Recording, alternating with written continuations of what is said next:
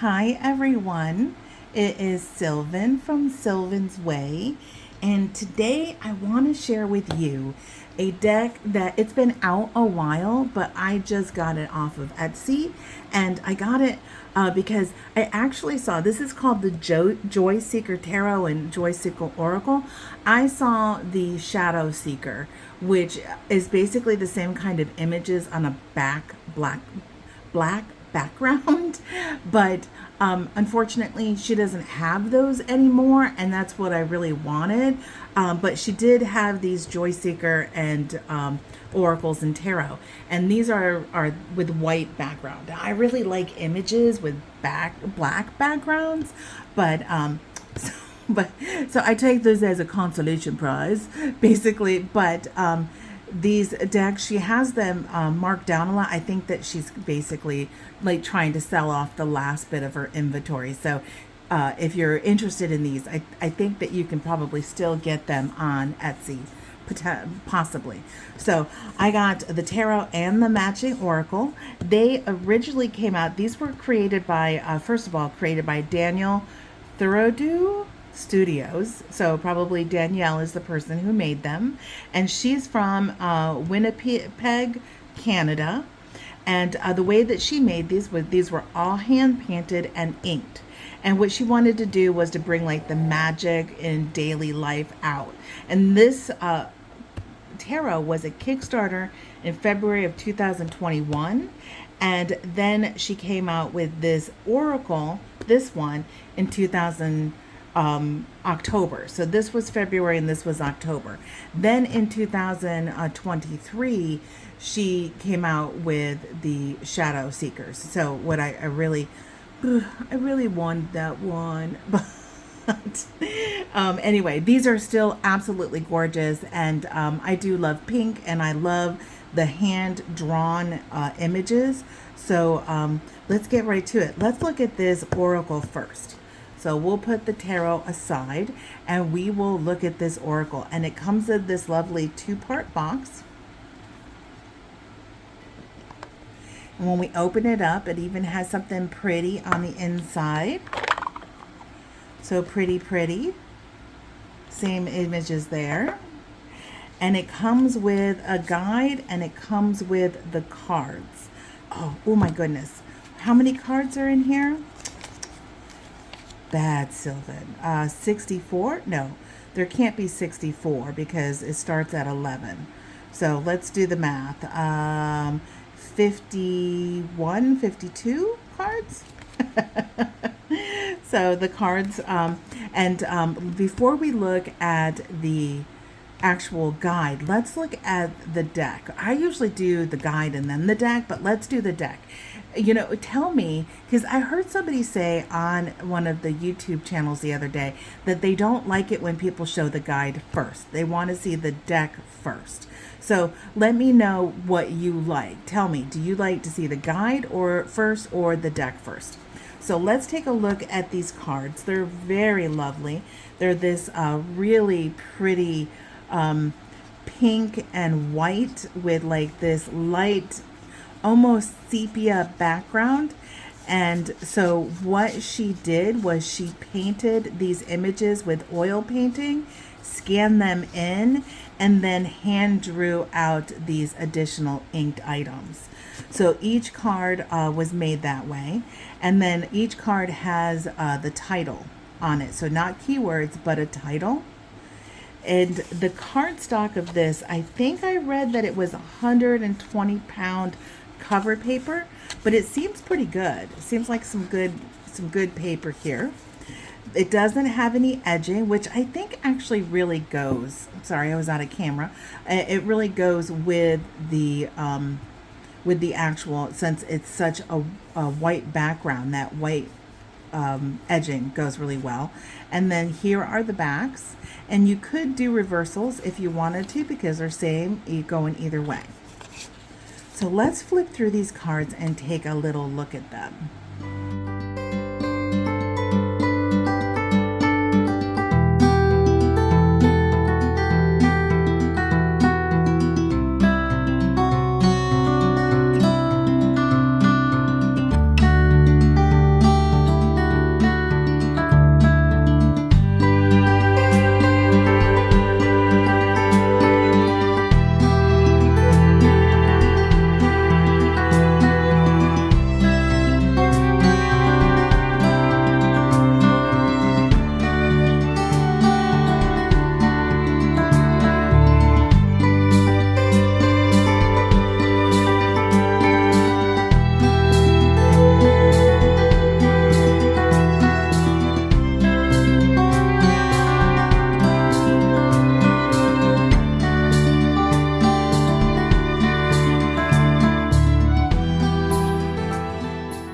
really like these cards.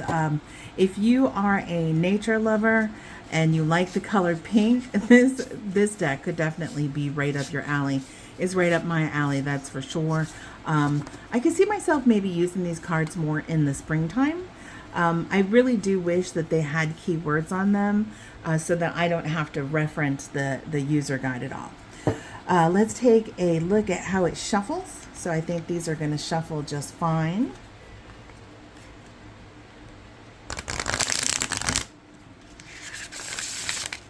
Very nice. Good shuffle.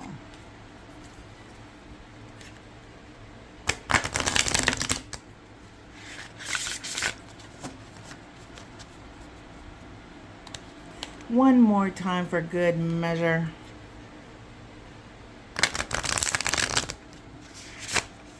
And let's see how it does an overhand.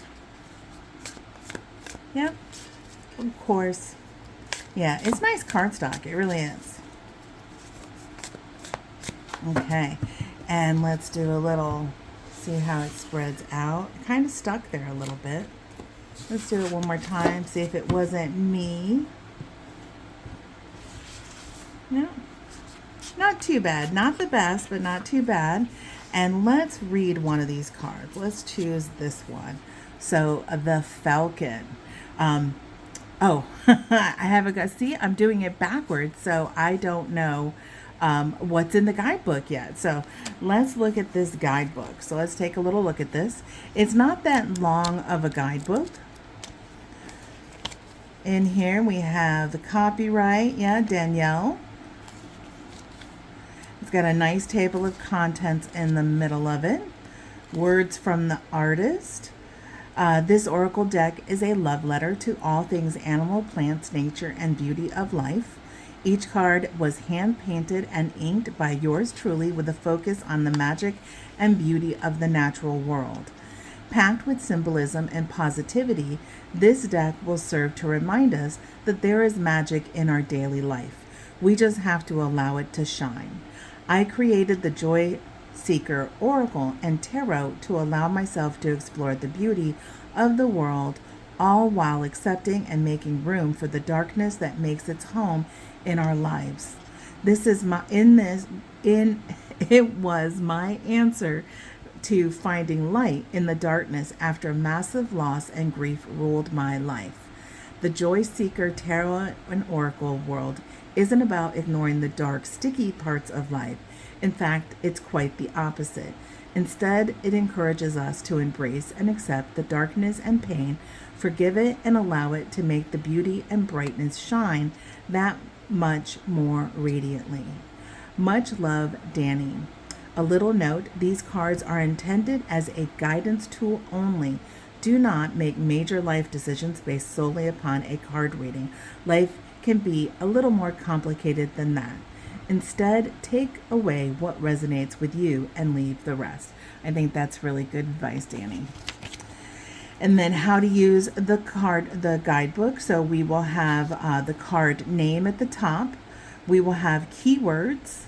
Then we will have a card description, which explains the card description and meaning while also exploring the symbolism behind the chosen animals and the other symbols that adorn the design. And then an invitation. This guidebook that you're holding explains keywords and an invitation. Think of it as a journaling prompt, okay? And it is intended to help you further explore the meaning of the card that you pulled. So that's good. So we have a card name, keywords, a card description, and an invitation. So she does that for each one. And she doesn't give the image. She just has the name, bat, bison, blue jay, butterfly, etc. with that information. And it seems pretty spot on as far as like the type of animal, because cats are very curious and they like to explore. Chameleons are good for adaptation and perception. So definitely some good information in here. And she kept it very simple, but it definitely gives you enough to get started on it. So we pulled the Falcon. So let's look and see what the Falcon actually says. And I like that it's alphabetical, so it's easy to find. Oh, why am I all the way there? I think I was thinking of like Raven or something. Like I cannot spell or something. Where's my falcon? There's the fox. There it is. Falcon. Okay, so we have a falcon. And it says this is focus, confidence. The falcon is our reminder to be all in when the time is right, diving headfirst and giving it your laser tight focus. Crystal points remind us. So there's some crystal points here in the card. So see the crystal points there, and there's some crystal points here in the image. So crystal points remind us to be confident in our direction, and amaryllis, so I think that's the flower that is in here, symbolizes the self-confidence and pride needed to commit to yourself and your plans. So I like that she tells you why she chose what the falcon is, the crystals, and the flower. So that's very nice. I really like to know what an artist was thinking when they developed a card, whether it is a revision of your normal tarot cards or the creation of oracle cards. For the invitation, it says, pick a sticky situation that is currently present in your life. What would it look like if you faced it head on, giving it your laser tight focus? So that is your journal prompt for it. So pretty nice. I like them. I don't see anything overly astounding, but I do really like the images. So I do think that they have a time and place. I think that maybe I'm a little swayed in saying this because we'll get to the tarot version of it. So let's look at that next. So we looked at the oracle.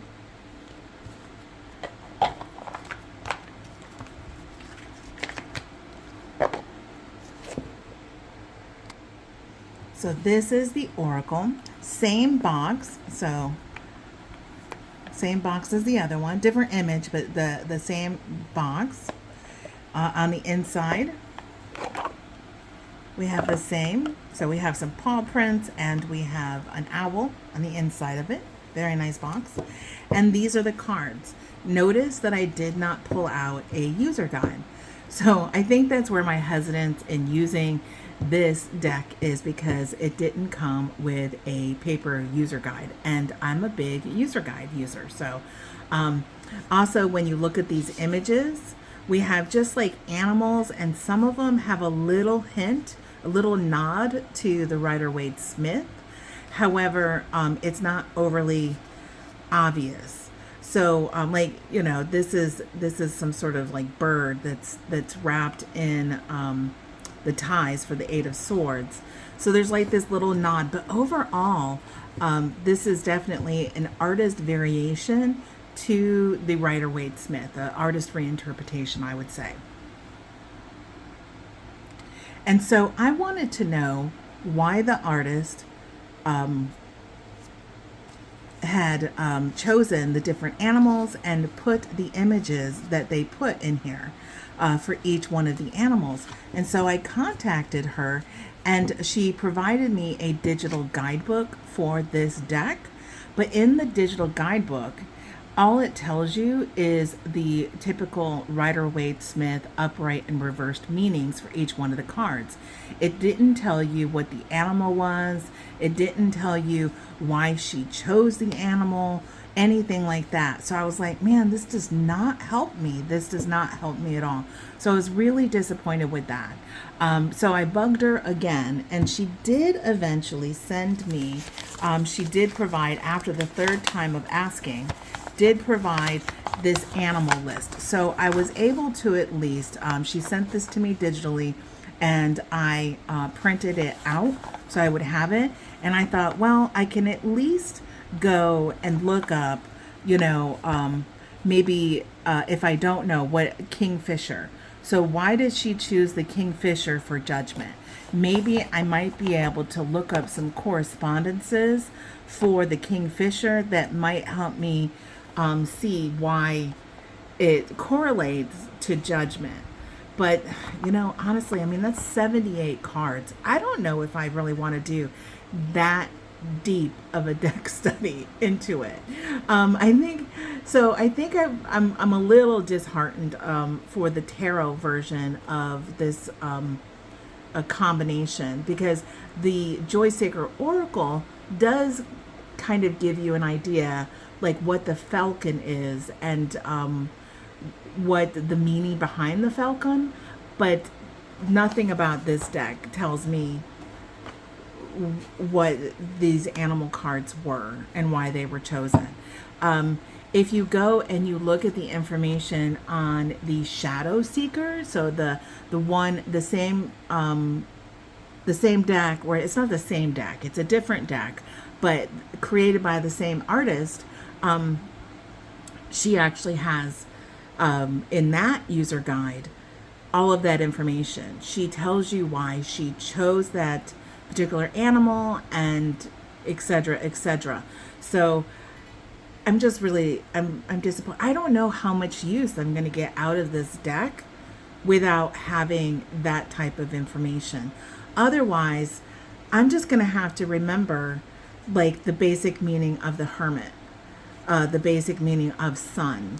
There's really not a lot in here that helps me use my intuition with this deck. All of it's going to be rote. I'm going to have to remember the meanings of the cards for each one. So I don't know. I just don't know. I love the images, but I don't know how far I'm going to get with actually utilizing this deck. It's definitely going to go on the bottom of my pile of decks as far as use-wise, unless I find some sort of good pairing, but it already is the Oracle and the Tarot. So I don't know. I hate giving bad reviews about something. And I mean, I guess the images are beautiful and I like the color scheme and I love the premise behind the creation of the deck, but I don't like that I haven't gotten to get enough information about it.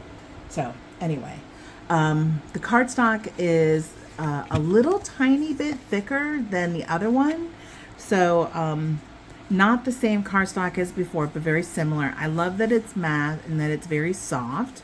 So I like that. I like that it matches the Oracle as far as how it was done. These images were painted with oil paintings and then scanned in, and these digital like items were drawn behind them, and then the image was put on top of it. So I really like that style. It's very pretty to me. So I really like the color scheme. This one again doesn't have any gilding, which I'm okay with because I feel like the white goes really well with how white the cards are. And then this is the backs. So you can definitely read these in reverse because they're the same either way. So that is the cards themselves. So let's take a look at the images.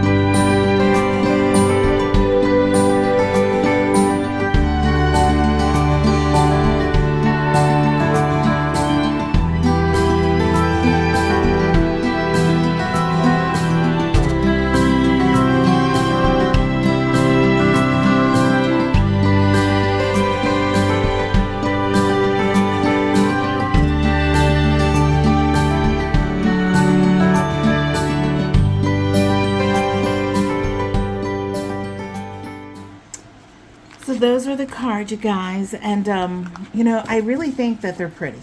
I really think they're lovely. I just don't know. I don't know. Let's see how they shuffle. I haven't tried to shuffle these, of course. They're a little bit thicker. Let's see if I can do it. Yes, I was able to. Yeah, so they're a little thicker, but they are riffle shuffleable.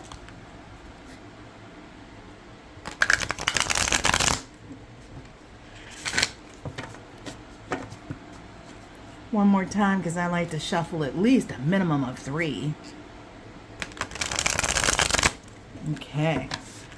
So they do shuffle. They're a little stiff, but I feel like this cardstock is the kind that once you have used it and broke it in, it's going to make it so that the shuffling is really nice.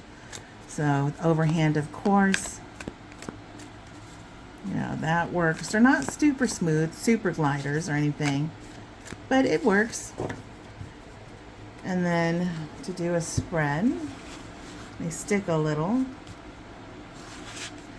Okay. So that is, and I don't have a guide, you know, like I have the digital, but I don't want to pull it up. I don't know. I'm so frustrated with it. That is the tarot. And so I don't know. What do you guys think? What do you think when a tarot deck doesn't come with a comprehensive guide and is very, very basic? And then you have these type of images that don't have a lot to them. It's just an image of an animal. So it's like I don't know how to use it. I feel like I need more. And I don't know if I'm going to use it. So do you have this? Do you use it? What would you do in this situation? What would you do? Would you modify it? Would you write things on the deck to help you? I don't know. Like, so tell me what you think. I'm usually gushing over decks, and it's so weird for me to not be gushing over a deck. And I want to gush over this deck because I do love the images. This is truly talented artists to be able to create these images, and they're absolutely beautiful. But I feel like, at least for the tarot guide, it falls short in a way that makes it so it's difficult for me to use this deck as a tarot deck. I might be able to repurpose it and maybe use it as an oracle deck, but I already have an oracle deck with this kind of images and artwork. So why would I redo my tarot to look like the oracle when I already have an oracle? Anyway, so tell me what you think. Tell me what you would do. I appreciate you. I would love to hear your feedback and your thoughts. And until next time, thank you so much for watching. Bye.